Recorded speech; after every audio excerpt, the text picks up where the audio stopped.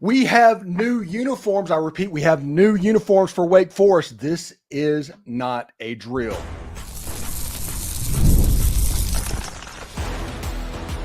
You are Locked On Ole Miss, your daily podcast on the Ole Miss Rebels. Part of the Locked On Podcast Network, your team every day. Welcome to the Locked On Ole Miss podcast. I'm your host, Steven Willis, a 10-year veteran member of the national media and a former Ole Miss staff member as well. We bring you all the inside scoop on all things Ole Miss Rebels. Today on the Locked On Ole Miss live stream pregame, John Macon Gillespie and I are breaking down Ole Miss debuting their brand new road uniforms against the Wake Forest Demon Deacons. We'll be talking about the key storylines heading up to the game, which of course is, yes, airing on the CW, right in between a very special Dawson's Creek and the season premiere of Arrow. Plus, I'll be sharing my last minute thoughts to the game and give you a quick update on Keon Young from the Lakeland Dreadnoughts, a player I saw in action last night against Winter Haven. So we'll see what happens. He's making a little bit of waves in his recruiting right now. Plus, find a second listen on the network. Chris Gordy at Locked On SEC or Corey Burton at Locked On Vandy provide other perspectives on the SEC and Vanderbilt. Be sure to check them out. The Roy app is on the App Store now. JoinRoy.com if you want to do that. Basically what it is an NIL thing that is set up. Basically, you can contribute tips to Jackson Dart or Caden Lee or whoever. It's contributing directly to the player. And the best part is that the player decides to transfer at the end of the year, you're going to get your money back. So it's a way for you to participate in the NIL game without going overboard. I'm going to be talking about that a little bit later on as this week goes. So we'll see exactly how that is. Anyway, John Macon Gillespie from the Ole Miss on SI joins the show. We're pre-gaming at the moment. We're watching the LSU South Carolina game, John. And we talked before the air. We went on the air, and it's one of those things. If Lenore Sellers were still in the ball game, South Carolina would be winning this ball game. Whenever Lenore Sellers went out in the first half, it became a very one-sided game for LSU. And LSU moving the ball, they were going to be able to figure out how to score some points. South Carolina not being able to do that is problematic. But the first half of the game, South Carolina much looked like the better team. Yeah, I think so. Robbie Ashford came in there in that kind of 3-and-out possession there early in the second half, and I put out kind of a funny tweet saying, when does South Carolina put in Lenore Sellers at 75% health as opposed to 100% Robbie Ashford? And the next drive answered my question. Lenore Sellers came back in. But to me, that really did slow down the South Carolina offense, him not being at full speed, and then taking him out for that possession right after halftime. Robbie Ashford just doesn't have the same skill set as Lenore Sellers does, and I think it's smarter for the Gamecocks to have Sellers in the game, even if he's not at full speed, because I think he gives you the best chance to try to win this game late. But I'm away from the TV right now, but it did look like LSU had pretty much snatched all the momentum by the time I came in. Every bit of the momentum in the third quarter was with LSU. Sellers getting hurt completely deflated both offense. Everything that you've seen happen in football games, that was going on. And what Memphis is doing to Florida State right now is hilarious. Yeah, the last score I saw, I think, was 20-9. I'm not sure what it is 20 now. to 12. 20-12. Mm. And I think Memphis is a decent football team. I mean, just from what little I've seen, I think they're pretty good. But the Florida State, it has no excuse to be this bad. I don't think. I mean, I understand the DJU issue, but they look like a complete train wreck right now. It's going to be interesting to see how the narrative around Mike Norvell shapes up throughout the rest of, or at least the next couple of weeks, and even throughout the rest of the season, because things are not good right now in Tallahassee, and I think that's pretty evident. Yeah, let's move on to the Ole Miss game. We've talked all week about the weather. It looks like the weather's going to actually be pretty good in Winston-Salem for the Ole Miss game. Last I saw, it was like a 10% chance of rain. So it might be overcast, but it looks like it's going to be smooth sailing for Ole Miss. We've all talked about the slow mesh. We've talked about the interior defensive line, how they're going to have to step up. We're talking about the discipline of the secondary in Ole Miss, a unit that has been known for bust in the first couple of games. What do you see as the key storylines going into today's game? Well, I do think the secondary is big, right? I do want to see kind of how they respond to Lane Kiffin's challenge that he kind of issued a week ago after some busts against Middle Tennessee. But I know you've talked about it a lot this week. Is the defensive line against that slow mesh that Wake Forest is going to run? I think Ole Miss can really take advantage of that. It's front seven guys like Walter Nolan, J.J. Pegues, Princely Umanmielen. I think they can get in the backfield and really cause some issues with that if everything goes according to plan. It'll be interesting to see. But those two are the big things. And also, I mean, again, if the offense continues at the pace that it has been on, I am curious to see how they handle going on the road. I know it's Wake Forest and not just a super daunting environment, but being on the road in itself is a little bit of a challenge. So, how the offense is able to handle that, and if they're able to keep their momentum going that they've had in the early portions of the season, that's something else I'm going to watch. Yeah, I had Kenton Gibbs from Locked On ACC on earlier in the week, and since there's still a couple hours till kickoffs, anybody's watching this and wants to check that out, it's on the Locked On Ole Miss YouTube page with Kenton Gibbs. It says Locked On ACC on the thumbnail, but he mentioned the two weakest areas for Wake Forest was probably their offensive line and probably their secondary. So if we're looking at this situation, Wake Forest is going to be able to score some points potentially. But if you're going up against Ole Miss's offense and your weakest spot is going against those wide receivers, and when you have the ball, the weakest spot is going against Ole Miss's defensive line, that is at least problematic for Wake Forest. Yeah, I mean, at the very least, that's problematic, and at the other end of the spectrum, it's super detrimental, right? I mean, because those are two really big strengths of this Ole Miss team. It's defensive line and its wide receiver core. And if Wake Forest doesn't have the horses to match up in those areas, that's going to be a really big issue if everything goes according to plan, unless they play out of their mind or something tonight. But yeah, I do think that Ole Miss has an opportunity in the passing game to kind of take advantage of some of those things, some of those secondary issues. And yeah, I think that this has the opportunity to be a really big night for Ole Miss, but we'll see. I have them predicted to make kind of a statement win tonight. I think Ole Miss will cover, and I could be wrong, but that's how I kind of feel like it will go. I picked a cover as well. I picked 41-10 was my score Mm-hmm. in this ball game. What are you thinking of? And oh my goodness, South Carolina's taking one of the house. Touchdown, South Carolina. They're up 30. They're going to be up 31-29. Fine. Okay. With Robbie Ashford at quarterback. We talked about Robbie Ashford. LSU's defense is just a special level of terrible. I mean, they're like prime Wesley McGriff Ole Miss defense. It's like Ole Miss and LSU switched places as programs. Yeah.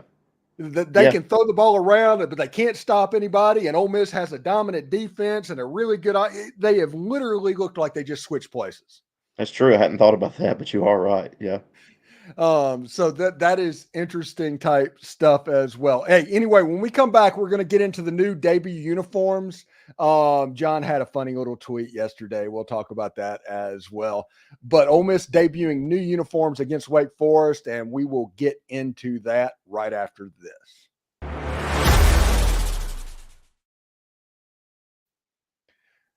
Passion, drive, and patience, the formula for winning championships, is also what keeps your ride or die alive. eBay Motors has everything you need to maintain your vehicle and level it up to peak performance: superchargers, roof racks, exhaust kits, LED headlights, and more.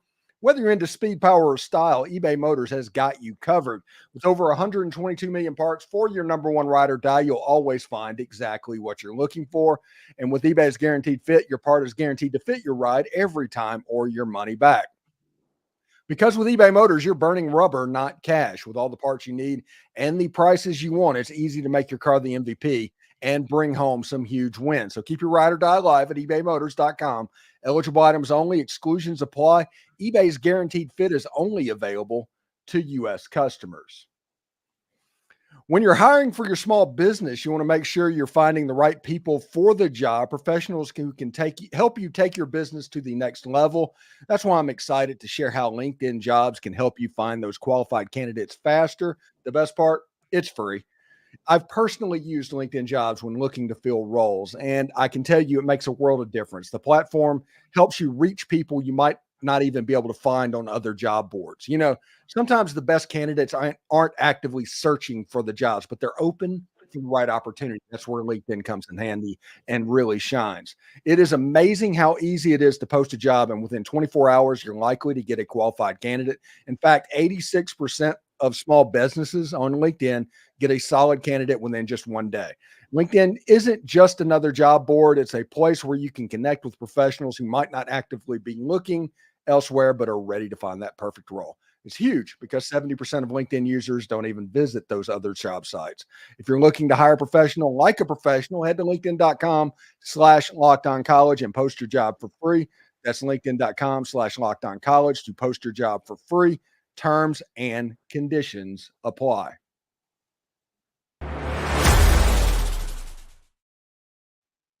College football is back, and it's not too late to catch up before the season kicks off. ACC, SEC, Big 10, and Big 12. You can get it all from Locked On's stable of experts by subscribing to the Locked On College Football Podcast. Who has a chance to make the playoff? What teams will cause chaos in their new conferences? Everything you need to know all in one place. Be sure to follow and subscribe to the Locked On College Football Podcast, part of the Locked On Podcast Network, your team every single day. So, John, we talked before the break that Ole Miss is debuting new uniforms. And, I knew this was going to happen because Ole Miss isn't a delayed gratification team. It's one of those situations where if they have something new, they wear it immediately. Think about Lane Kiffin's very first game. That was the debut of the powder blue uniforms. And anytime they seemingly have something new, it gets broken out immediately. So Ole Miss wearing the white Sugar Bowl helmets that look so good, those pearl helmets, with the all white look and the powder blue numbers, it looks absolutely fantastic. But we shouldn't really be surprised if they're breaking them out for Wake Forest, right? No, I mean, I don't think it's necessarily a surprise. I do think that the way it falls is a little bit of a crime. I think that these uniforms deserve to be debuted on kind of a national stage, but I'm not against them breaking them out against Wake Forest, obviously. But I do think that it You would don't be you don't more think as a fitting. lead in for the season premiere of Arrow is against Yeah, what they're doing? right. Yeah, that's it. But I do think that these uniforms deserve a little bit of a bigger televised stage. But I mean, it makes sense to break them out for the first road game of the year. I'll be interested to see how they look in person, or on television, I guess, with the powder blue helmets, because that will probably be coming at some point this year too, maybe in Columbia or something like that. I think that will look really good as well.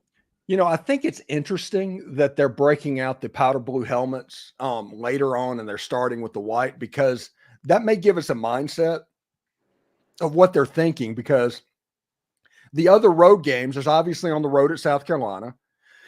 LSU's on the road, but that's a home uniform, so that one doesn't count. So after that, it's on the road against Arkansas at 11 a.m. It's on the road against Florida at 11 a.m. So I'm assuming those will be different type games, but I think the powder helmet and the powder jerseys are going to break out for South Carolina.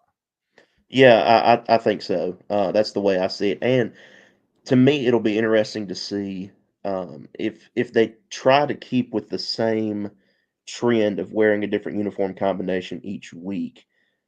Mathematically speaking, they're going to have to break out the old road jerseys at some point this year. Now, they may not try to do that, but they would have to break out the ones with the red numbers and stuff if they wanted to keep the 12 different uniform combination thing going. Because they're not going to pair this jersey with the Navy helmet or something like that. So The I'm Navy interested helmet to see with how. the red road jerseys, I think that is one of the better looks that Ole Miss has. I agree. I fully agree. I think that's a very solid look, with the gray or the white pants, either one. I think it looks really good.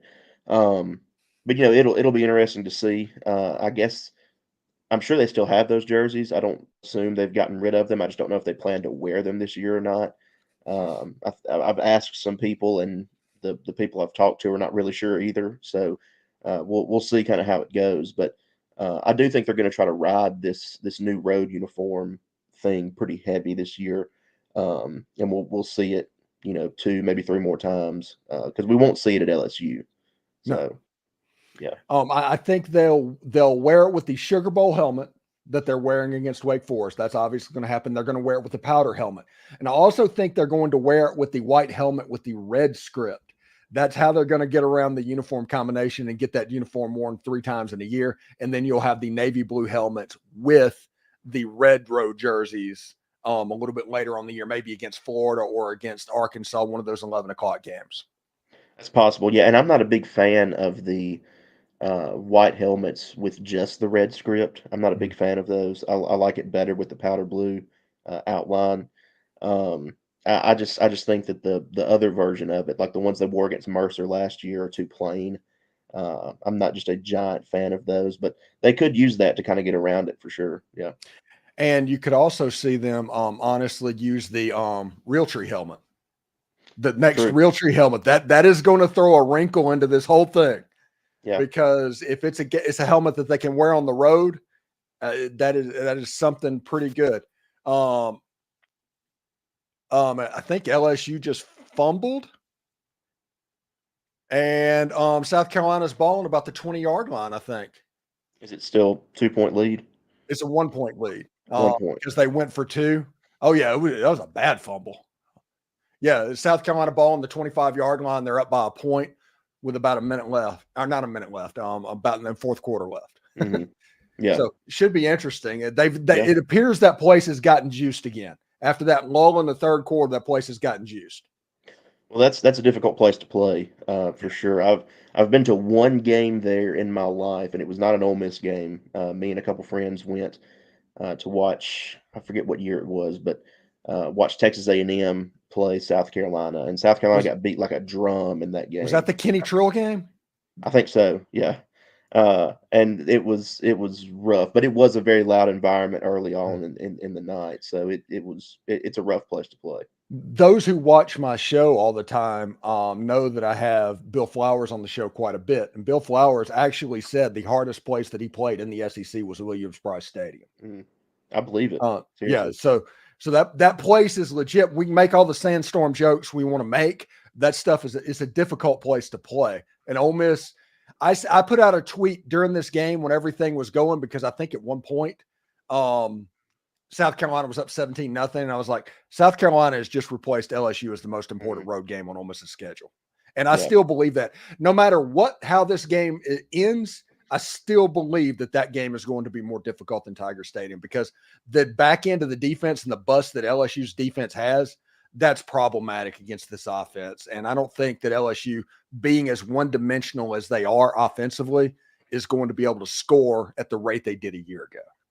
Yeah, I can see that playing out for sure. The road aspect of both of those games is going to be kind of an unknown variable going into them. But matchup-wise, I fully agree with you there that I think LSU offensively is probably going to struggle against the Ole Miss defense that night. South Carolina is going to struggle against Ole Miss's defense that night too. It doesn't matter if they have Lenore Sellers or not. South Carolina is not a good offensive team. LSU's just, all they can do is blitz and hope you don't take advantage of their secondary. That's their whole defensive plan right now, because if they try to play actual defense, they have bust all the time, and it's really hard to look. South Carolina is kicking a field goal right now. It is good. So South Carolina is up by 4 points with about 10 minutes to go. All right, when we come back, we will put our finishing touches on the Wake Forest game and what we think about that. We might talk about predictions and things that are going on potentially, behind the scenes or whatever. We'll talk about that as well. Just stick around for that.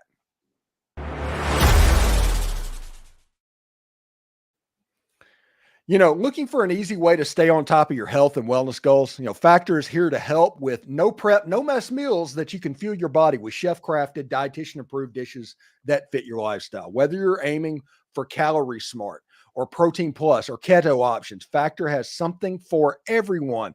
And the best part, Factor's fresh, no-for-frozen meals are ready to eat in just 2 minutes. Perfect for even the busiest of schedules. With 35 different meals and over 60 add-ons to choose from every week, you'll never get bored.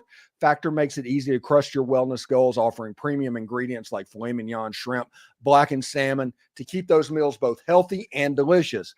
Why spend hours in the kitchen when Factor meals can be ready in just 2 minutes? No shopping, no prepping, no cleaning up.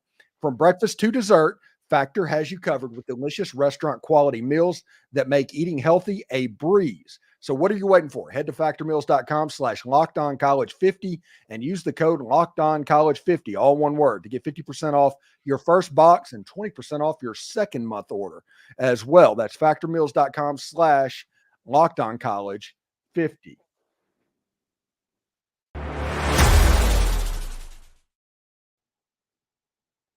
All right. I do want to welcome a new partner to the show and to the Ole Miss Locked On Ole Miss podcast in College Corner. It's your one-stop shop for all things Ole Miss. You know, game day is just around the corner, like 2 hours if you think about it. And this week, fans are rocking the red in Wake Forest, where the Road Rebels are. So head on over to College Corner to pick up your perfect game day gear if you're in Oxford, or whether you're gearing up for football, basketball, or baseball, College Corner, they have you covered. They're located on Sisk Avenue, right across from the new Chick-fil-A. Getting to the store is a breeze, and they have plenty of parking. And for those of you out of state, no worries. Visit collegecornerstore.com, where they turn around orders lightning fast. Trust me, this just isn't a pitch. College Corner is where I get all of my Rebel gear. So visit collegecornerstore.com today, or stop by College Corner today. All right, John. Okay, so we need to put some finishing touches on this ball game. We got about 9 minutes to go in this episode, and I look for this game to be fairly good for Ole Miss, kind of similar to the way the Georgia Tech game was in 2022. This team in the first road game, they're very much on point. They have professional level coaches to look at.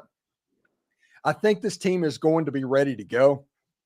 And I call 41-10 is my predicted score, but it may even go beyond that, honestly. Yeah, I went with 49-14. You can see our final score predictions at si.com/college/Ole Miss that we put up yesterday, and I'm kind of in that same boat with you. I kind of draw the comparison between this game and the 22 Georgia Tech game. I do think that this Ole Miss team has a couple things they need to work on for sure, as all teams do, but they're not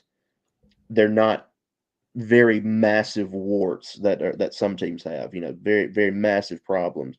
The secondary is one thing for sure. I'm interested to see how they play tonight, but yeah, overall, I think Ole Miss wins and wins pretty handedly. I don't think they have much trouble. It'll be interesting to see how they handle being on the road for the first time as a unit, because there's so many transfers on this roster. But overall, I think Ole Miss handles it well, and I think they come away with a pretty convincing win. And Ole Miss fans going into this game, there are two things that Ole Miss fans need to be aware of. First of all, Hank Bachmeier, the quarterback, is a good player. He is an NFL type quarterback. He can make all of the throws. He has ended up at Boise State and Louisiana Tech, and now he's in the Power Four as well. So in this slow mesh, if you're not disciplined on the back end, and we talked with Ken Gibbs, like I said, the timing can be a problem on that. If you don't handle your assignments and do your job every single time, Hank Bachmeier can make you pay. And also the wide receivers for Wake Forest, they're pretty good players. They're pretty good athletes. So they can make you hurt a little bit. Well, I would expect at least one big play in this ball game for the Demon Deacons. Yeah, I can see that for sure. And this is a little bit of a different offensive scheme than what Ole Miss has faced. But I do think that talent wise and matchup wise, I think Ole Miss sets up pretty well to be able to handle it. But I could see that for sure. I mean, you're playing a Power Four team on the road. I could see Wake Forest breaking a couple plays tonight on home run, on homecoming. Why would Wake Forest schedule this game as homecoming? I don't understand that. It's like, why? Why poke the bear? You know that homecoming was on every Ole Miss player's locker all week. Yeah, and it's a really interesting time for homecoming too. Week 3 of the year.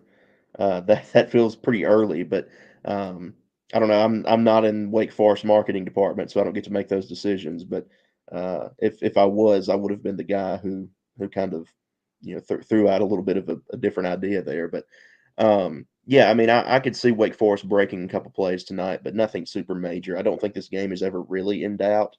And if it is, we'll talk about it. But I don't think this game will be incredibly competitive. Yeah, and one thing that I think on this situation, LSU's punting, by the way, so South Carolina's going to get the ball back. So they may have weathered that storm. The one thing that I'm more looking at is Trey Harris and Juice Wells and the defense being afraid of that. Is that going to limit what Wake Forest tries to do? Or will they Katie bar the door to try and get pressure on Jackson Dart and leave those one-on-one matchups? And if that happens, Ole Miss could hit their head on the goalpost a couple of times. Yeah, I think so. It's kind of a pick your poison thing, which is the case with this offense in general, right? Because if you lock so much attention on Trey Harris, Juice Wells, the receiving core as a whole, you're going to open up opportunities for other receivers to get the ball, or for Henry Parrish to have another big game on the ground, or Jackson Dart, or whatever. But the other way around, if you bring a good deal of pressure on Jackson Dart, I mean, the way this offense is set up, they can hit you and hit you quick, and next thing you know, they're standing in the end zone. So it'll be interesting to see which way they go about it, because either way, I think Ole Miss is set up pretty well to be able to take advantage of what that Wake Forest defense throws at them. Yeah, and honestly, Wake Forest needs this game to be a scoring fest for them to be competitive. They're not going to be able to win a low-scoring game because they don't have the options to make that happen. They have their weaknesses don't really make that possible. So they're going to have to score the points, and if they get into a shootout with Ole Miss, they're not going to win that either. So it just kind of is what it is. Also, Missouri is up 24-14 on BC. This is a game that, like, Boston College was up 14-3 at one point. And Missouri just came back and just kept chugging along. And we're looking at a last play of Memphis defeating Florida State and Florida State. And, John, has any coach ever gone 12-0 to 0-12? I'm asking for Nike Morvell. Yeah, it's I don't know, the fall from grace there is pretty amazing, right? Or it's kind of like a train wreck, like I compared it to earlier. You want to look away, but you can't. I feel like a lot of people are locked in on Florida State each week so far, just kind of seeing, okay, what are they fixing to do next? That's bad. And to me, it's interesting too that this came against Memphis this week because of Mike Norvell's history there, whatever. But yeah, his fall from grace is not fun to watch for the Seminole fans right now, for sure. I mean, it's been a really, really rough start to the year. And it'll be interesting to see if they're able to even remotely turn it around. I mean, they're looking at, probably not even bowl eligibility at this point. We'll see about wins in general, but right now it's not good. One really interesting thing, because this is absolutely hilarious with the fact of what everything that's going on because of what they're doing to the ACC and how that looks. So we'll see. And also, by the way, before we get out of here, Marcel Reed might get some snaps for A&M today. Everybody remember Marcel Reed? He was a one-time Ole Miss football commitment. He's the backup quarterback to Texas A&M, and Connor Weigman is questionable. He's dressed, but questionable. So we'll see how that looks as well. Anyway, John, what do you got going on at Ole Miss on SI today? We're going to have a lot of coverage during the game up on the website. We'll have our live updates piece. We'll have some halftime updates, some breaking news stuff as the game goes on. And then obviously after that, we'll shift into post-game coverage, have a quick game recap up 5 minutes or less after the final whistle, and then some analysis pieces that go up tonight and into tomorrow as well. So we're going to hit it hard this Saturday, and we hope that you guys will be there with us. Yeah, and my stuff, the post-game show, we're going to do it. We were doing it right at the end of the game, but people didn't have time to get to their cars and all that. So we're going to wait and do it till like 45 minutes after the game. We're going to do that as well. So tune in for that. Memphis just beat Florida State. I hope everybody enjoys this game. It is on the CW. Make sure you find that right now. It's in a different location than you're used to seeing their football games. And what a catch. Oh, my goodness. South Carolina's on the LSU 30-yard line. Shocking. They're moving the football. So we'll see how that goes. Anyway, I hope everybody has a good day, a good game, and we'll see you in the post-game show. Take care, and we'll see you later, John. All right. See you later.